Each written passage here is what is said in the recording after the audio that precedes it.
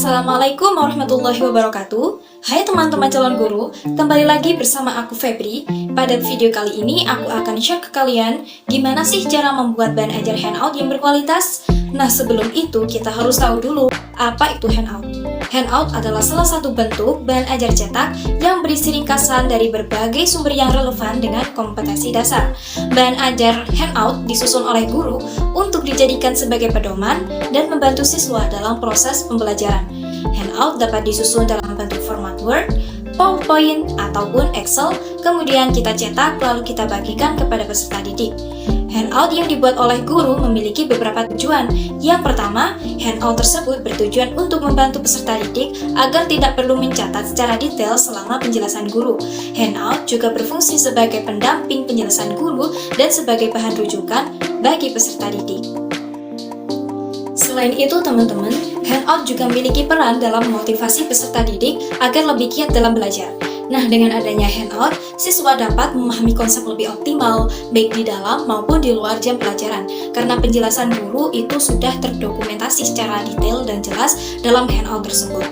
Kemudian, keunggulan lainnya adalah bahwa handout itu memungkinkan semua siswa, baik yang belajar dengan kecepatan lambat, normal, maupun cepat, dapat belajar secara optimal. Selain itu, handout juga memberikan kesempatan belajar yang sama bagi semua siswa, meskipun mereka belajar dalam ruang dan waktu yang berbeda. Dengan adanya handout, semua siswa mendapatkan pelayanan belajar yang sama rata, walaupun daya tangkap mereka untuk belajar mungkin berbeda. Handout yang berkualitas adalah handout yang mampu membantu peserta didik dapat dalam mencapai kompetensi sesuai dengan tuntutan KI, KD, dan juga indikator. Handout tersebut juga mudah dipahami, tidak terbelit-belit, dan memenuhi aspek keterjebacaan yang baik. Nah teman-teman, bagaimana sih cara membuat handout yang berkualitas? Langkah yang pertama, kita pahami dulu prinsip penyusunan bahan ajar. Yang pertama adalah relevansi. Relevansi dalam konteks pencapaian kompetensi dasar berarti jika KD mengharuskan konsep, ya berarti kita harus berikan konsep.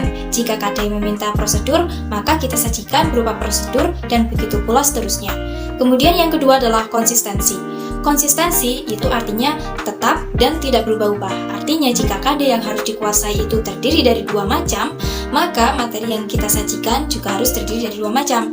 Jika KD yang harus dikuasai berjumlah 4 macam, maka materi yang disajikan juga harus 4 macam pula, dan begitu pula seterusnya. Kemudian yang ketiga adalah kecukupan.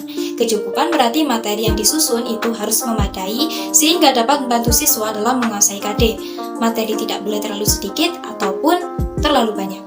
Jadi teman-teman, ketika prinsip itu sangat penting untuk kita pahami selaku penyusun handout, agar KD yang kita targetkan itu dapat tercapai dengan baik. Kemudian langkah yang kedua adalah identifikasi materi. Untuk mengetahui tingkat kompetensi yang berkaitan dengan dimensi proses kognitif maupun dimensi pengetahuan, maka yang perlu kita lakukan adalah identifikasi materi. Proses kognitif itu berkaitan dengan tingkatan berpikir yang dimulai dari tingkat mengingat atau C1, memahami C2, menerapkan C3, menganalisis C4, mengevaluasi C5, hingga mencipta atau menghasilkan atau C6. Sementara itu, untuk dimensi pengetahuan, itu melibatkan tingkat materi yang mencakup pengetahuan faktual, konseptual, prosedural, dan pengetahuan metakognitif. Oleh karena itu, teman-teman, dalam menyusun handout penting bagi kita untuk melakukan identifikasi serta analisis KD dengan teliti. Hal ini itu bertujuan untuk menentukan apakah proses kognitif KD tersebut mencakup memahami, menerapkan, dan lain sebagainya.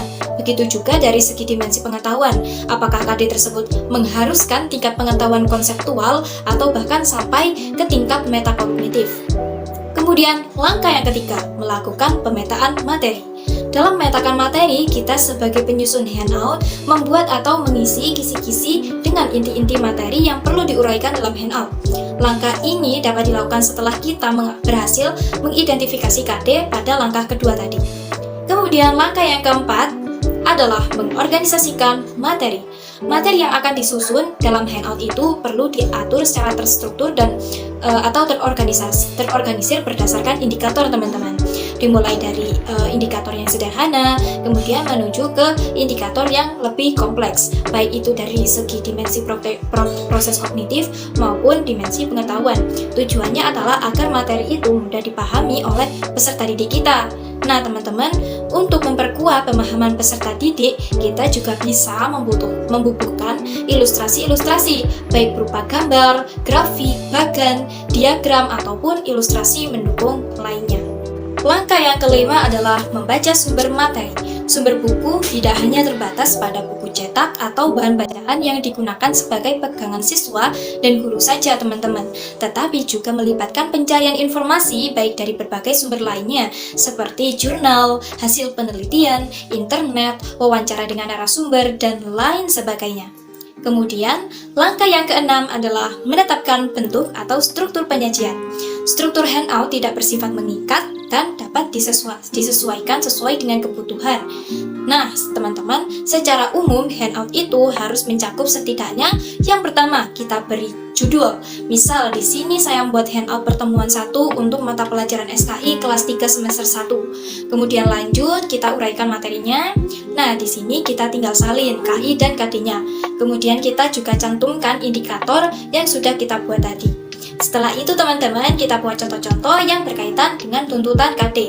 Nah, tujuan kita untuk membuat contoh atau ilustrasi ini adalah agar melatih siswa agar mampu menginterpretasikan sebuah gambar menjadi sebuah cerita. Lalu kemudian struktur yang ketiga adalah materi pokok. Nah teman-teman, materi pokok dalam handout harus kita cantumkan secara ringkas, tapi tetap berbobot dan mencapai tuntutan KD yang diberikan. Nah, agar handout yang kita buat itu tidak membosankan, kita bisa tambahkan gambar-gambar yang relevan dan kita bisa beri shape yang bervariasi dan warna-warna agar handout yang kita buat itu terkesan lebih interaktif dan menyenangkan. Kemudian, struktur yang keempat adalah latihan atau bahan diskusi. Struktur ini itu opsional ya teman-teman, artinya boleh ada atau boleh juga tidak. Akan tetapi sebagai seorang guru tentunya kita harus tahu sampai sejauh mana sih pemahaman mereka. Nah, maka dari itu kita bisa selipkan juga latihan-latihan, baik berupa latihan secara berkelompok maupun secara individu. Kemudian struktur yang kelima adalah bahan bacaan. Nah teman-teman, untuk memperkaya pengetahuan peserta didik kita, maka tentunya kita bisa menambahkan bahan bacaan yang relevan dengan materi yang dibahas. Oke, kemudian langkah pembuatan handout yang ketujuh adalah penyusunan draft. Pada tahap ini, guru menyusun draft dengan cara membahas, membuat ilustrasi, dan mempertimbangkan luasnya materi, dan lain sebagainya.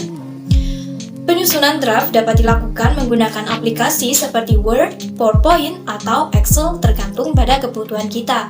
Kemudian, langkah yang terakhir dalam pembuatan handout adalah merevisi dan membagikan handout. Bahan ajar yang berkualitas sebaiknya melalui tahap uji coba teman-teman. Namun, mengingat proses pembelajaran yang berlangsung secara terus-menerus, handout yang telah dibagikan tetap akan direvisi untuk perbaikan agar dapat digunakan dengan lebih baik pada kesempatan berikutnya. Nah teman-teman, itulah langkah-langkah dalam menyusun handout yang berkualitas yang merupakan salah satu bahan ajar cetak yang dapat membantu peserta didik dan guru dalam melaksanakan proses pembelajaran dengan lebih mudah. Oh iya teman-teman, kalian bisa download handout buatan aku di kolom deskripsi ya. Saya Febri, wassalamualaikum.